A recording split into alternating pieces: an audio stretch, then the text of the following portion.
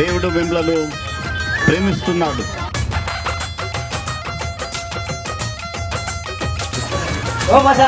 Jesus, I thank you that you're here for me. We wanted as a church to be involved in mission, but we had looked at all sorts of organisations and we really wanted to be personally involved, not just writing a cheque. One of our women met a woman in an airport, an Indian woman, who had nowhere to go and had been sent by her husband to pretty much wait on the Lord to find help. And so she brought her to us, and this woman, who turned out to be Pastor Enosh's wife, stayed with us for 2 years here in Australia. For 2 years we got to know her, we got to understand who she was, and eventually we realised this was a ministry we could believe in, this is something we could partner with.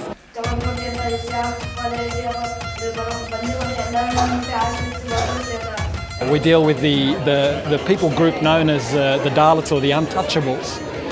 And so we work with them in order to bring change in their life. We do community health. We do micro-enterprise. That is, we give them short-term loans, interest-free loans, counsel them, train them in how to run a business, and they pay back their loan, and then we give more money to more people. We work with them in evangelism, obviously. Religion there can be even Christianity can be very dark in some ways. It can be very legalistic and very harsh. So we try to introduce them to the gospel of the love of God and to the supernatural power of God. So we understand there are no doctors or very few doctors.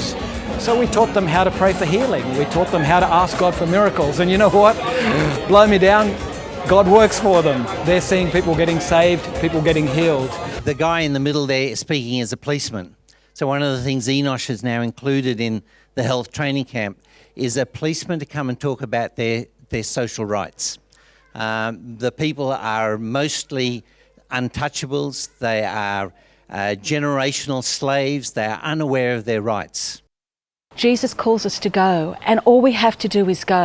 There's something special in actually about stepping out in faith, not knowing what you're going to see and what you're going to be doing when you get over there, but relying on Jesus. Even though there are people which have so little, like they don't have a lot of their own belongings, if any, they're so willing to give it, where you come back to a Western country like ours and everyone's very protective of their own things and not willing to share it. I just saw God work in so many different ways over there to which I'd seen here. Like I hadn't really witnessed miracles, and you just see people with so little have so much faith, and I think that was really encouraging to me. Look, I've seen this church change a lot in the 6 years, from a group of people who largely came to church on a Sunday and sent money for various things, through to people who have a much greater sense of expanding the kingdom of God, who are much more excited about what God is doing in the world. If a group of people like us can do this,